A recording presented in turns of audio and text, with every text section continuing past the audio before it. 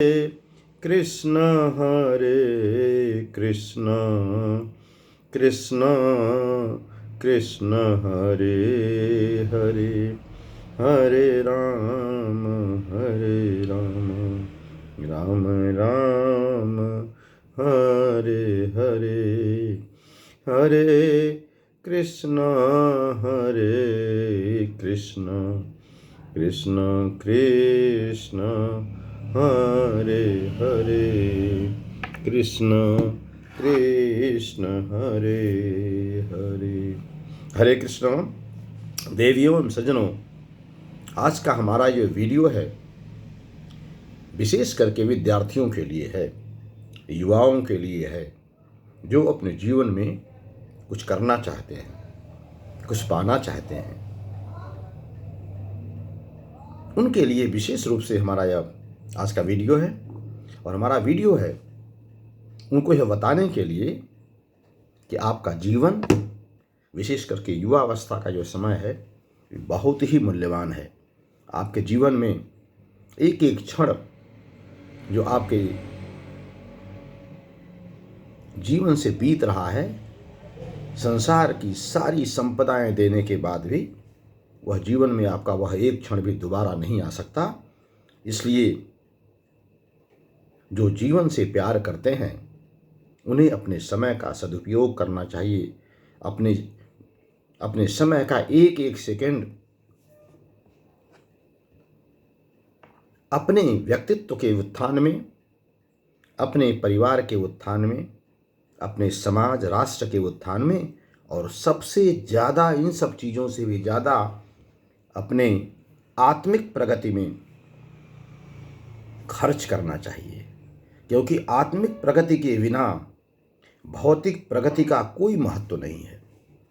भौतिक प्रगति करने वाले आपको एक नहीं, दो नहीं, हजारों नहीं, करोड़ों, लाखों, अरबों लोग मिलेंगे, मगर उन अरबों लोगों में से शायद कोई बिरला एक व्यक्ति मिलेगा जो आपको भौतिक संपदा के साथ साथ, भौतिक समृद्धि के साथ साथ आत्मिक प्रगति और आत्मिक शांति के साथ जीवन जीता हो। तो जिसके जीवन में आत्मिक शांति नहीं है, उसके जीवन में भौतिक उपलब्धि का कोई महत्व नहीं है। आप रोग से, शोक से, पतन से, पराभव से, चिंता से, व्याकुलता से, कुंठा से रात में नींद न आती हो, ऐसे में आप सोने के बेड पर सोते हों तो आपको नींद नहीं आनी है। लेकिन वह व्यक्ति जिसके पास कुछ भी नहीं है, सूखी रोटी और नमक और प्याज के साथ रोटी खा करके भी वह व्यक्ति 8 घंटे गहरी निद्रा में सोता है, तो इसके पीछे उसका आत्मिक प्रगति है, उसका आध्यात्मिक ज्ञान है।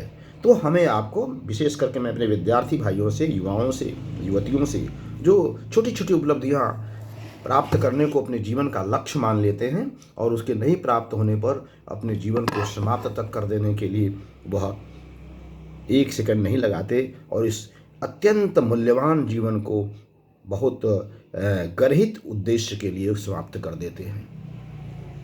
आपके शरीर के एक एक अंग की कीमत करोड़ों में नहीं, खरबों में है। आपके एक शरीर की ही कीमत अगर देखा जाए तो आपकी खरबों में है।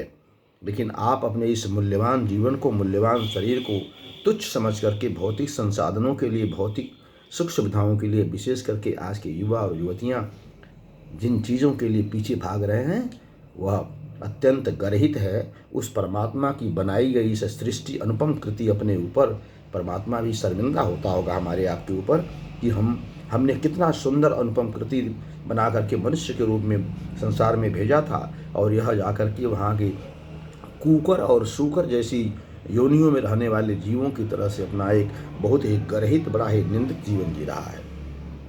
तो मेरे दोस्तों, भाइयों, बुजुर्गों, और विशेष करके मेरे युवा भाइयों, विशेष करके मेरे विद्यार्थियों, मैं आपसे कहना चाहता हूँ कि आपका जीवन 2 तत्वों से बना है।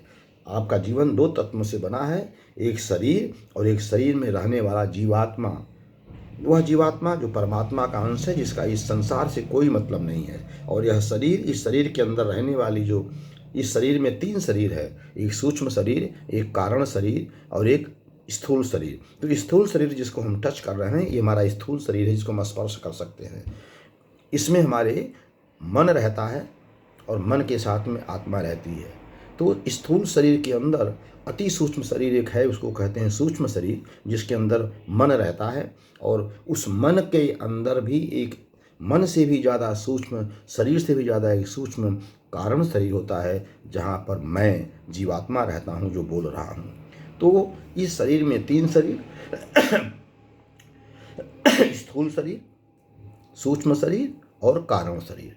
तो इस कारण शरीर में हम रहते हैं, और कारण शरीर में रहने की वजह से परमात्मा का अंश जो यह जीवात्मा है, परमात्मा का जो अंश, ईश्वर का जो अंश है, उसको हम लोग भूल जाते हैं और ये समझ लेते हैं कि हमारा जो स्थूल शरीर ही है यही सब कुछ है, जबकि ऐसा नहीं है। स्थूल शरीर संसार और संसार के बने हुए भौतिक संसाधनों के लिए, भौतिक संसाधनों से युक्त परिवार, समाज, राष्ट्र के लिए, पद और प्रतिष्ठा के लिए तो अच्छा लगता है। भौतिक शरीर और भौतिक शरीर से जुड़ी हुई जितनी भी चीज़ें हैं, ये सब केवल इस संसार और इस संसार से जुड़े हुए हैं। लेकिन इस शरीर के अंदर जो मन को भी नियंत्रित करने वाला, मन को भी जो संचालित करने वाला, मन से भी जो ज़्यादा पावरफुल है, उसे कहते हैं कारण शरीर। और कारण शरीर में मैं यानी आत्मा रहता हूँ। वह आत्मा जो परमात्मा का अंश है।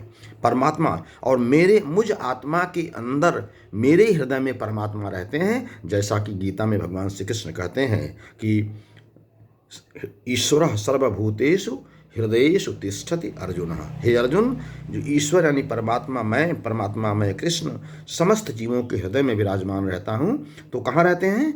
वह जीवात्मा के हृदय में रहते हैं। जीवात्मा कहाँ रहती है? वो रहती है कारण शरीर में। और कारण शरीर कहाँ रहता है? वो रहती है सूक्ष्म शरीर में। और सूक्ष्म शरीर कहाँ रहता है? इस स्थूल शरीर में रहता है, जिसको हम टच कर रहे हैं। तो इस संसार और संसार से जुड़ी हुई जितने भी चीज़ें हैं, वह इस स्थूल शरीर से जुड़ी हुई हैं। पद हो, प्रतिष्ठा हो, परिवार हो, रुपया पैसा हो, धन दौलत हो, मान प्रतिष्ठा हो, लाभ हानि, जीवन मरण, यश अपयश, ये जो सब 6 चीज़ें हैं, इस शरीर से संबंधित हैं। और हम दिन रात केवल इस शरीर को ही सब कुछ मान करके अपने मैं आत्मा हूँ ऐसा नहीं मानता। मैं इस शरीर के अंदर विराजमान एक चेतन तत्व हूँ, एक आत्मा हूँ। यह शरीर मेरा एक घर है और इस शरीर में मैं रहता हूँ। जिस प्रकार से आप किराए के घर में रहते हैं और किराए के घर में किसी प्रकार का कोई टूट फूट होता है तो आप उससे दुखित नहीं होते, क्योंकि आपको पता है कि मैं किराएदार हूँ, मकान मालिक इसकी चिंता करेगा, और आप निर्द्वंद रहते हैं। लेकिन वहीं अगर आपका अपने उस किराए के मकान को अपना मकान मान लें, या आपका निजी मकान हो और उसमें टूट फूट होता है, तो आप चिंतित होने लगते हैं। उसी तरह से ये शरीर हमारा एक किराए का घर है।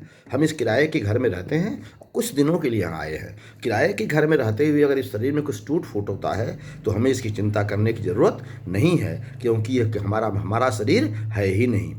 और अगर हम मान लीजिए हम काफ़ी दिनों तक जिस प्रकार से किराए के मकान में रहते हैं और मकान मालिक की अनुमति से हम उसमें अपने हिसाब से थोड़ा बहुत परिवर्तन कराते हैं, थोड़ा सा रंग रोगन कराते हैं, उसी प्रकार से इस शरीर में अगर कोई तकलीफ होती है तो हम डॉक्टर के पास जाते हैं, रंग रोगन करवाते हैं, शरीर को स्वस्थ रखते हैं, क्योंकि रहना तो हमको ही शरीर में है। तो जब तक इस शरीर में रहना है हमको स्वस्थ रखना है, क्योंकि साधन धाम अब मोक्ष कर द्वारा। ये जो हमारा शरीर रूपी जो साधन है, ये मोक्ष का द्वार है। इसी के माध्यम से मुक्ति मिलनी है, इसी के माध्यम से परमात्मा मिलना है, इसी के माध्यम से हमको भजन करना है, इसी के माध्यम से हमको जन्म और मरण के मुक्ति चक्र से मुक्ति पानी है। और इसी के माध्यम से संसार में रहते हुए भी हमें संसार की सारी भौतिक संपदाएं भी, भौतिक सुख सुविधाएं भी हमको प्राप्त करना है। तो शरीर का संचालन, शरीर का रखरखाव, शरीर की देखभाल, ये हमारी प्राथमिकता होनी चाहिए, क्योंकि यह साधन है, मोक्ष का द्वार है। लेकिन शरीर ही सब कुछ है ऐसा नहीं मान लेना है। और हमारे आज के युवा युवतियाँ, विशेष करके विद्यार्थी लोग, इस शरीर और शरीर से जुड़ी हुई चीज़ों को ही सब कुछ मान बैठे हैं। आत्मा नाम की कोई वस्तु है, परमात्मा नाम का कोई वस्तु है, आध्यात्मिक नाम की वस्तु का है। मैं इस संसार में आध्यात्मिक प्रगति करने आया हूँ, आत्मिक प्रगति करने आया हूँ, अपने को जानने आया हूँ, परमात्मा के पास जाने के लिए आया हूँ। उसके लिए हमको शरीर मिला है। बाकी समय में, खाली समय में हमको अपना जो खाली समय में हमको कुछ करना है, उसके लिए हम नौकरी कर सकते हैं, व्यापार कर सकते हैं, बिजनेस कर सकते हैं, पढ़ सकते हैं, विद्यार्थी के रूप में, किसान के रूप में, विभिन्न प्रकार की लोगों के साथ में शादी ब्याह कर सकते हैं, बच्चे पैदा कर सकते हैं। लेकिन ये सारी की सारी चीज़ें हमारे लिए कब हैं? हमारी सारी की सारी चीज़ें हमारे लिए केवल और केवल इस संसार में और इस शरीर से जुड़े हुए चीज़ों के लिए। हम 50% शरीर और शरीर से जुड़े हुए लोगों पर खर्च करें और 50% अपनी जीवात्मा की प्रगति के लिए करें। जिस प्रकार से हम शरीर के लिए भोजन करते हैं, हमको पानी चाहिए, हमको हवा चाहिए, सोने के लिए कक्ष चाहिए, उसी प्रकार से हमको इस शरीर में रहने वाले जीवात्मा के लिए भी भोजन चाहिए। और जीवात्मा का भोजन क्या है? परमात्मा का भजन, परमात्मा का कीर्तन, परमात्मा का सानिध्य जीवात्मा का भोजन है। आध्यात्मिक प्रगति जीवात्मा का भोजन है। परोपकार जीवात्मा का भोजन है। परमात्मा की बनाई गई इस दुनिया में लोगों के लिए परोपकार करना, लोगों के साथ दया करना, करुणा करना, लोगों की मदद करना। परोपकाराय पुण्याय पापाय परपीडनम। परोपकार से बड़ा कोई पुण्य नहीं और पाप और क्या कहते हैं, दूसरों को कष्ट देने से बड़ा कोई पाप नहीं। तो अगर आप चाहते हैं कि आपकी आत्मिक प्रगति हो, आप चाहते हैं कि भौतिक उन्नति के साथ साथ आध्यात्मिक उन्नति भी आप करें, जिसके लिए आप इस शरीर में, मानव शरीर में आप आए हैं, तो आपको आज से ही एक बात मैं आपसे बोलता हूँ। आपको अगर आपको जीवन में चाहिए कि संसार की सारी प्रगति प्राप्त हो, संसार की सारी भौतिक सुविधाएं आपको प्राप्त हों और आपको किसी भी प्रकार का कोई कष्ट न आए आपके जीवन में, तो मेरी एक बात मानिए। विशेष करके मैंने युवा विद्यार्थियों से कहना चाहता हूँ कि आप मेरी एक बात मानिए और गायत्री मंत्र का जप करिए। गायत्री मंत्र सद्बुद्धि का मंत्र है। वह मंत्र जिसके माध्यम से आपको सद्बुद्धि प्राप्त होती है। वह मंत्र जिसके माध्यम से आपको अच्छी प्रेरणाएं प्राप्त होती हैं। वह मंत्र जो आपके जीवन को बदल सकता है। हमारा दीर्घकालीन अनुभव है, विशेष करके मैं अपने बारे में बोलता हूँ। मेरा दीर्घकालीन अनुभव है, कम से कम 15 या हम कह सकते हैं कि 20 से 25 वर्ष का मेरा अनुभव है। मैं अपने व्यक्तिगत जीवन के आधार पर कह सकता हूँ, हमारा दीर्घकालीन अनुभव कहता है कि गायत्री मंत्र कभी भी किसी भी प्रकार से आपको नुकसान नहीं पहुँचा सकता। गायत्री साधना निष्फल नहीं होती, न इसका कोई परिणाम उल्टा होता है। आवश्यकता केवल इस बात की है कि हम धैर्य के साथ, स्थिरता के साथ, विवेक और मनोयोग पूर्वक हम इस गायत्री मंत्र को अपने जीवन में धारण करें, अपने जीवन में अवतरित करें और गायत्री मंत्र के माध्यम से अपनी भौतिक संपदाओं के साथ साथ हम आध्यात्मिक प्रगति भी करें। और जीवन में अगर हमारे कोई प्रतिकूलता आती है तो प्रतिकूल से प्रतिकूल समय में भी हमारी बुद्धि सन्मार्ग में प्रेरित होती रहे। हमें किसी प्रकार से कोई हमको डिप्रेशन न आए, रात में हमें अच्छी नींद आए और हम अच्छी मार्ग पर चलें। इनके लिए गायत्री मंत्र, क्योंकि सद्बुद्धि का मंत्र है। गायत्री मंत्र चूँकि हमको सद्बुद्धि देती है, हमें सद्ज्ञान देती है, सत्प्रेरणा देती है, अच्छे मार्ग पर चलाने के लिए हमको प्रेरित करती है। इसलिए हम सभी विद्यार्थियों से यह विशेष रूप से आग्रह करते हैं कि आप कुछ भी न करें, गायत्री मंत्र का 1 माला कम से कम और नहीं तो अधिक से अधिक 3 माला आप जरूर करें। आपके जीवन में देखें कि कैसी प्रगति होती जाती है, आपका जीवन कैसे सुख शांति और समृद्धि के साथ साथ आध्यात्मिकता के मार्ग पर, शांति के मार्ग पर, आत्मिक प्रगति के मार्ग पर कैसे बढ़ता जाता है। इसका अनुभव आप खुद करिए। और मेरा नंबर है 9410434733। अगर आप चाहें तो मुझसे इस पर व्यक्तिगत रूप से अपने अनुभव को शेयर कर सकते हैं। किसी प्रकार की कोई शंका हो, कोई समाधान चाहते हो, तो यह दास आपके लिए सदैव हाजिर रहेगा। हरे कृष्णा हरे कृष्णा हरे कृष्णा। यदि आपको हमारा वीडियो अच्छा लगा हो तो आपको इसे अधिक से अधिक लोगों को शेयर करना चाहिए। हमारे यूट्यूब चैनल गोपाल माधव दास को ज़रूर सब्सक्राइब करना चाहिए और इस दास के ऊपर अपने आशीर्वाद की वर्षा भी करनी चाहिए। हरे कृष्णा हरे कृष्णा हरे कृष्णा।